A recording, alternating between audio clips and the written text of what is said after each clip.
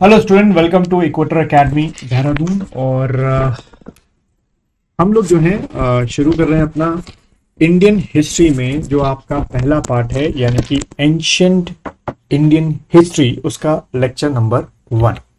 ठीक है, चलिए।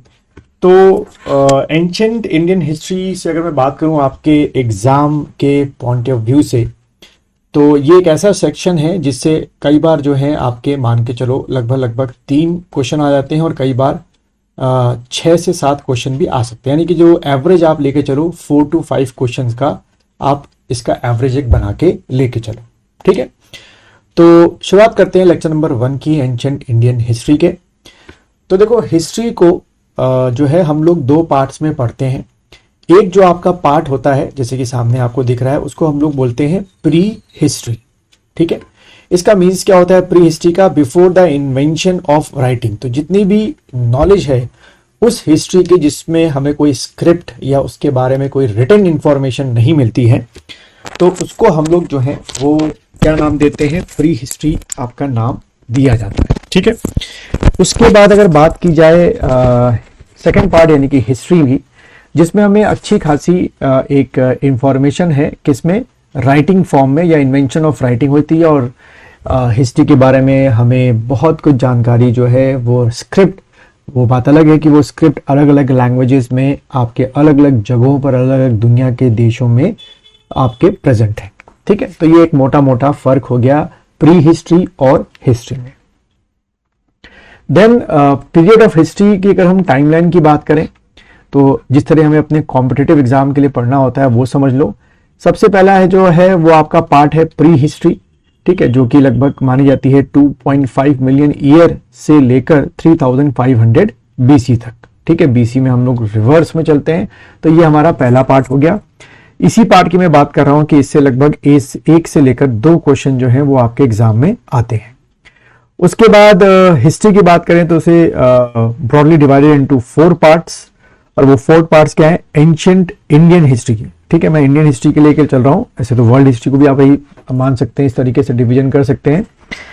तो एंशिएंट इंडियन हिस्ट्री हो गया, मिडवल हिस्ट्री या मिडवल इंडियन हिस्ट्री हो गया, मॉडर्न इंडियन हिस्ट्री आपका हो गया, और उसके बाद कंटेम्प्रेरी एज यानी कि 1789 से लेकर टिल डेट अगर लेके चले तो 2024 तक आप मान के चले। ठीक है, या 25 जो भी आप मान के 224 मान के आप लोग चले। ठीक है, तो इस तरीके से हमारे 4 पार्ट हैं जो हमारे हिस्ट्री के हो गए।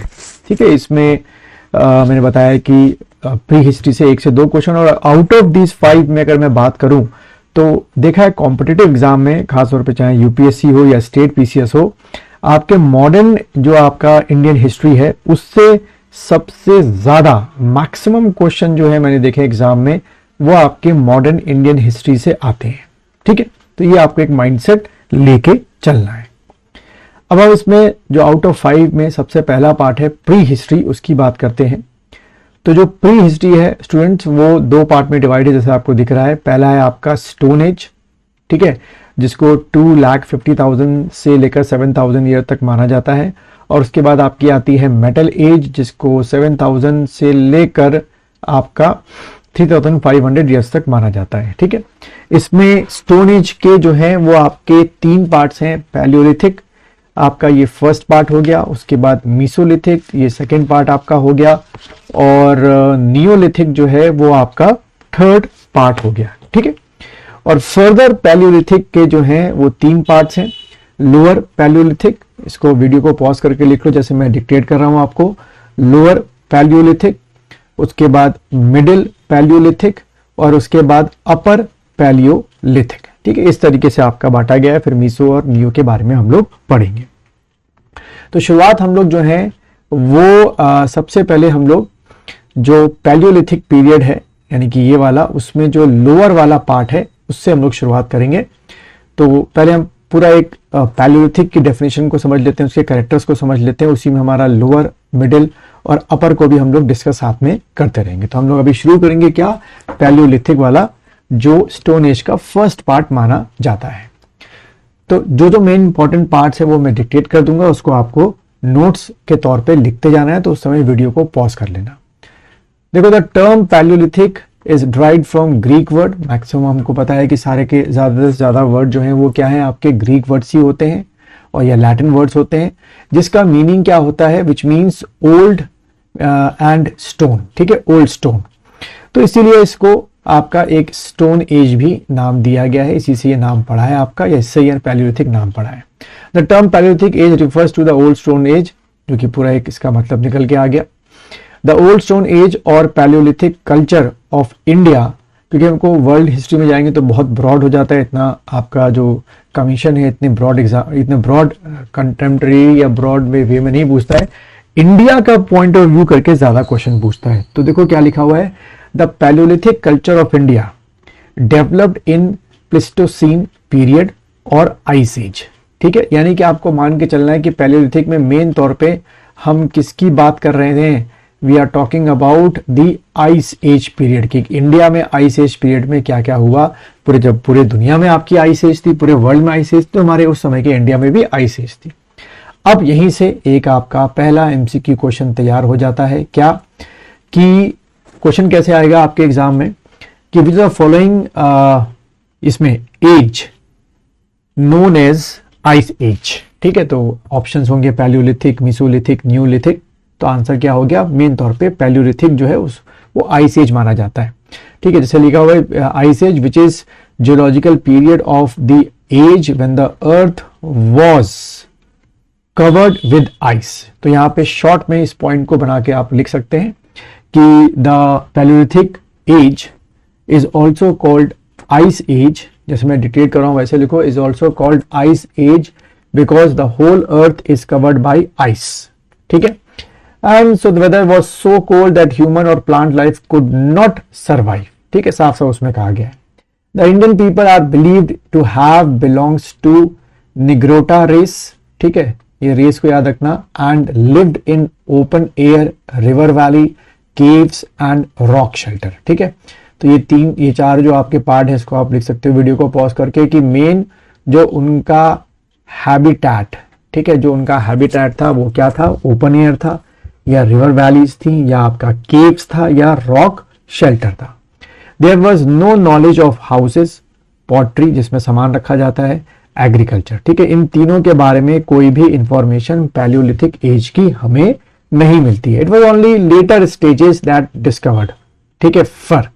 अब ये पैलियोलिथिक को हमने पढ़ा था ना कि पैलियोलिथिक जो है वो 3 पार्ट में है, यानी कि किसमें, लोअर, मिडिल, अपर। तो मिडिल और अपर में आपको ये सब चीजें धीरे धीरे देखने को मिलेंगी।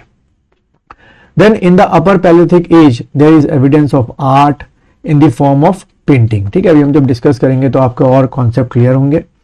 ह्यूमन, ये HU गायब हो गया, used unpolished rough stones like hand axes, choppers, blades, burins and scraper. तो ये सब क्या हो गए आपके, आप कह सकते हो कि आपके टूल्स हो गए या उनके उस टाइप के क्या कह सकते हो जो वेपन्स हैं वो आपके हो गए। देन देखो बड़ा अच्छा पॉइंट है, palaeolithic man are also called quartzites man in India as the stone tool were made of hard rock called quartz. ठीक है, ज्यादातर जो टूल हमको इंडिया के अंदर मिले हैं अलग अलग आपकी जगहों से तो वो क्वार्ट्स के बने हुए थे। ठीक है, देन उसके बाद हम लोग बात करेंगे पैलियोलिथिक डिवाइडेड इनटू 3 फेसेस। इसको वीडियो को पॉज करो और लिख लो, साथ में ये जरूर लिखना मैच द फॉलोइंग में, ये वाला कॉर्नर आपके एग्जाम में आ सकता है। ठीक है, डिवाइडेड इनटू 3 फेजेस। वो 3 फेजेस क्या क्या हैं, सबसे पहला है आपका लोअर पैलियोलिथिक एज जो कि 1 लाख BC तक माना जाता है। देन मिडिल पैलियोलिथिक फेज जो कि 1 लाख से 40,000 BC तक माना जाता है, और अपर पैलियोलिथिक एज जो कि 40,000 BC से 10,000 BC तक माना जाता है। ठीक है, तो यहाँ पे बच्चों आप लोग वीडियो को पॉज करेंगे, वीडियो को पॉज करने के बाद ये तीनों एक लेफ्ट हैंड साइड पे इनके नाम लिख लो एंड राइट हैंड साइड पे इनका जो एज है वो आपका लिख लो, क्योंकि मैच द फॉलोइंग में आपके जो एग्जाम है उसमें आ सकता है। देन इसमें अगर हम सबसे पहले बात करें थोड़ा सा कैरेक्टर की, किसकी बात करें, लोअर पैलियोलिथिक एज की, तो इसको बच्चों आप लोग हेडिंग लिखिएगा मेरे साथ साथ और हेडिंग डालिए लोअर पैलियोलिथिक एज। तो इसमें और करके लिख दो, इसको और क्या कहा जाता है, इसको कहते हैं अर्ली पैलियोलिथिक एज।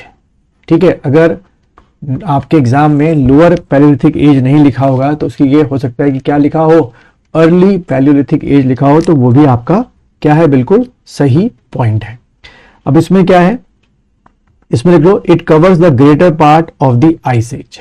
ठीक है, it covers the greater part of the ice age. ठीक है, मेरे साथ साथ लिखते जाना इसको, greater part of the ice age, यानी कि पैलियोलिथिक में जो 3 पार्ट है, लोअर मिडिल अपर, उसमें अगर पूछा जाए कि मैक्सिमम आइस एज जो है वो किस पार्ट में थी, तो आपने अर्ली पैलियोलिथिक एज या लोअर पैलियोलिथिक एज में जो है वो आपकी क्या थी, ग्रेटर आपकी पार्ट था। ठीक है, फिर इसमें लिखो अगला पॉइंट बनाकर, हंटर्स एंड फूड गैदरर। तो ऐसे पॉइंट बनाकर लिखो, they are mainly hunters.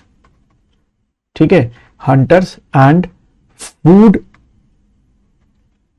Gatherers. ठीक है, यानी कि एग्रीकल्चर जैसा कोई जो कॉन्सेप्ट है वो इसमें हमको नहीं मिलता है कि वो हंटिंग क्या करते थे, फिर हंटिंग करके खाली गैदरिंग कर लिया फिर उसको कैरी ऑन करते थे, तो मेन तौर पे आपको मिलते हैं। ठीक है, और फिर अगला पॉइंट लिखो, द मेन टूल्स आर, जो इनके उस समय के टूल्स है, द मेल टूल्स, जैसे मैं डिक्टेट कर रहा हूं वैसे लिखो, द मेल टूल्स आर, पहला लिखो एक्सेस। ठीक है, उसके बाद आपके चॉपर्स। ठीक, और उसके बाद आपके एक लास्ट जो बहुत मिला है साइड्स में, आपके क्लेवर्स, CLEAVER। ठीक, इनके टूल जो होते थे बहुत ही रफ हुआ करते थे और बहुत ही हैवी हुआ करते थे। ठीक है, तो लिख दो इसको पॉइंट बना सके, the tools are rough and heavy. ठीक है, क्योंकि इतनी टूल्स बनाने में फाइननेस जो थी वो अब तक डेवलप नहीं हो पाई थी उस समय के ह्यूमंस में, तो अगर रफ भी बन जाए और हैवी बन जाए तो वो उनके लिए क्या थे, सफिशिएंट थे। ठीक है, then some tools are made by limestone. ये पॉइंट बना के लिखो, some tools are made up of, ऐसे लिख दो, are made up of limestone. ठीक है, कुछ टूल जो है वो लाइमस्टोन के बने थे। देन अब आता है अगला क्वेश्चन साइट्स को लेके, तो हेडिंग डालना इसी में, द मेजर साइट्स आर, इनकी मेजर साइट्स जो थी वो क्या क्या है, कई बार एग्जाम में पूछते हैं। तो पहले लिखेगा आपकी स्वान वैली। ठीक है, स्वान वैली ये जो है आज के पाकिस्तान में है। ये मैच द फॉलोइंग बचवा सकता है आपके कि लोअर पैलियोलिथिक की साइट्स को मैच द फॉलोइंग में बताओ कौन सी कहां पर है, तो स्वान वैली हो गई यहां पर, कहां, पाकिस्तान में। ठीक है, देन उसके बाद इसकी हमारे यहाँ मेवाड़ प्लेन्स, वहां पर कुछ इसके एविडेंस मिले हमको मेवाड़ प्लेन्स में।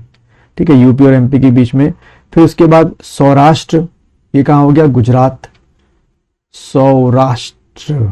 ठीक है, सौराष्ट्र आपका गुजरात हो गया। उसके बाद आपका ये डेक्कन प्लेटू में इसके कुछ साइट्स हमको मिले हैं, डेक्कन प्लेटू। ठीक है, डेक्कन प्लेटू में हमको कुछ साइट्स मिले हैं। उसके बाद छोटा नागपुर प्लेटू, छोटा नागपुर प्लेटू वहां पर हमको मिले हैं। फिर उसके बाद एक हमारी बेलन वैली है, BELAN, बेलन वैली। ठीक है, बेलन वैली जो है ये आपकी यूपी में है, वहां पर हमको इसकी कुछ क्या मिली है, साइट्स मिली हैं। और नॉर्थ ऑफ कावेरी रिवर, ठीक है, नॉर्थ ऑफ कावेरी रिवर, वहां पर भी हमको इसकी कुछ लोअर पैलियोलिथिक की क्या मिली है, साइट मिली। और 8th ऑफ का एक और लिख लो जहां पे लोअर पैलियोलिथिक एज की कुछ एविडेंस मिले। ये बहुत ही मशहूर जगह है आपकी भीमबेटका, भीमबेटका। ठीक है, भीमबेटका जो है ये आपकी कहां पर हो गई, एमपी में। ठीक, भीमबेटका आपकी कहां हुई, एमपी में। तो बच्चों ये कुछ मेजर साइट्स थी, कुछ मेजर इसके करेक्टर्स थे, that is related to what, lower palaeolithic age. Now बच्चों हम लोग अब सेकंड पार्ट देखते हैं, that is middle palaeolithic age. अभी हमने जस्ट जो है लोअर पैलियोलिथिक एज को खत्म किया था, तो मिडिल पैलियोलिथिक एज में कुछ इंपॉर्टेंट पॉइंट्स जो है वो आप लिखते जाओ। पहला पॉइंट लिखना, टूल्स। ठीक है, जो टूल्स यूज करते थे, टूल्स यूज्ड वर मेन तौर पे क्या होते थे आप पे बाय द ह्यूमंस। पहला लिखो फ्लैक्स, FLAKES, फ्लैक्स। उसके बाद आपका ब्लेड्स, उसके बाद आपका POINTERS पॉइंटर्स, उसके बाद SCRA स्क्रैपर्स वो यूज किया करते थे, एंड और क्या यूज करते थे, BORERS बोरर्स, ठीक है, तो बोरर्स का यूज करते थे। तो they will ask you this question. और इनके टूल्स की जो मिडिल पैलियोथिक ह्यूमंस के जो टूल्स हुआ करते थे उनकी एक खासियत क्या होती थी, दे वर वेरी, यू कह सकते थे लाइटर थे, ठीक है, उनकी टूल्स की खासियत क्या थी, दे वर लाइटर, ठीक है, and they were smaller. So carry on करने में जो ये टूल्स थे वो बहुत ही आसान हुआ करते थे, ठीक। देन नेक्स्ट पॉइंट में आके लिखो important sites of middle palaeolithic age, important sites. तो ये स्पेशली साइट्स हम कहाँ की बात कर रहे हैं, we are talking about what, India, कि इंडिया में वो कौन कौन सी साइट्स हैं जिनका रिलेशन जो है मिडिल पैलियोथिक एज से है। तो पहला आप लिखिएगा फर्स्ट आपका बेलन वैली, BELAN, बेलन वैली, ये आपकी जो है यूपी में है। देन सेकेंड आपका लिखो लूनी, LUNIVALLY, लूनी वैली, ये आपका राजस्थान में है, ठीक है। देन थर्ड आपका लिखो सोन एंड नर्मदा रिवर्स, यहां पे भी हमको क्या मिले इसके बेसिन में, सोन एंड नर्मदा, ठीक है, सोन एंड नर्मदा रिवर्स, ठीक है। देन बड़ी फेमस आपकी क्या है, भीमबेटका, इसका मैंने पहले भी डिस्क्रिप्शन दिया था आपको, भीम आपका बेटका, यहां पर भी आपको क्या मिलते हैं, ये साइट्स जो है, मतलब कि ये मिडिल पैलियोथिक एज की साइट्स आपकी मिलती है।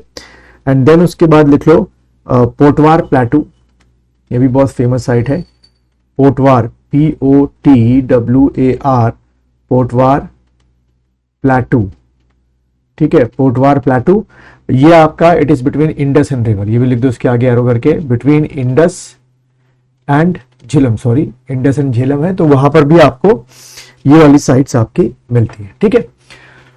तो ये हमारी नॉलेज हो गई about the middle palaeolithic as. अब थर्ड ले लेते हैं अपर पैलियोथिक एज, क्योंकि अगर आपको याद हो हमने डिवाइड किया था कि आपका जो पैलियोथिक है उसको तीन पार्ट में डिवाइड किया था, लोअर हो गया हमारा, मिडिल हो गया, अब हम अपर को पढ़ेंगे। तो हेडिंग डाल दो अपर पैलियोलिथिक एज, ठीक है। इसमें पहला पॉइंट लिखना, this is the last phase, this was the last phase of ice age, ठीक है, this was the last phase of ice age की जो है last phase he, and the climate become what, warmer and less humid, ये भी लिख दो, and climate now become warmer,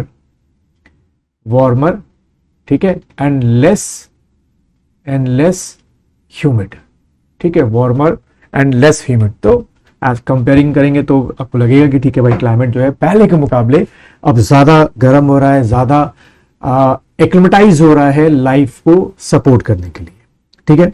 and सबसे इंपॉर्टेंट पॉइंट अगर लिखो, in this age homo sapiens emerge, in this age homo sapiens, SAPIENS, ठीक है, होमो sapiens emerge. तो पूछ सकते हैं कि भाई किस एज में जो है होमो सैपियंस जो है वो आपके आए थे, तो आपने टिक करना है in this age homo sapiens emerge, ठीक। देन नेक्स्ट पॉइंट में लिखना, in this age innovation in tool and technology started, इसको लिख दो, in this age innovation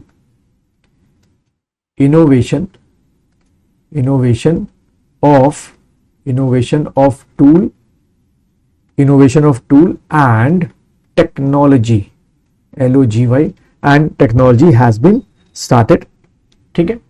then next point बना के लिखो, fishing tools are found commonly in this age, ये लिख देना, ये एग्जाम थोड़ा सा इंपॉर्टेंट हो गया, fishing tools are found which are common in this age, ठीक है। तो फिशिंग मीन्स जो लोग हैं खेती के साथ साथ, मतलब कि एग्रीकल्चर जो है कलेक्शन के साथ साथ, वो लोग नॉन वेज में फिशिंग का भी कॉन्सेप्ट यहाँ पे बहुत ज्यादा बढ़ गया था। अब बात करें अगली हेडिंग डालना, major sites, ready down heading, major sites जो है यहाँ पे कौन कौन सी है, मेजर साइट्स। तो सबसे पहले देखो भीम भेटका,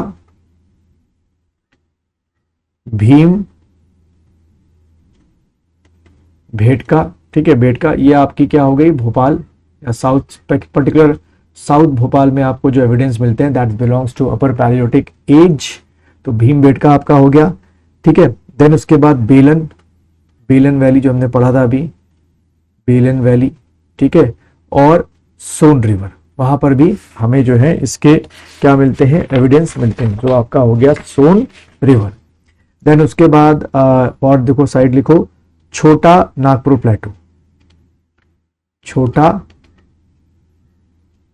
नागपुर प्लेटू, ठीक है, वहां पर भी हमको ये साइट्स हैं। देन महाराष्ट्र, वहां पर भी कुछ जगहों पर अपर पैलियोलिथिक एज के एविडेंस मिलते हैं, महाराष्ट्र। एंड उसके बाद लास्ट में एक लिख लो ईस्टर्न घाट्स इन आंध्रा, ईस्टर्न घाट्स इन आंध्र प्रदेश, ठीक है स्टूडेंट्स।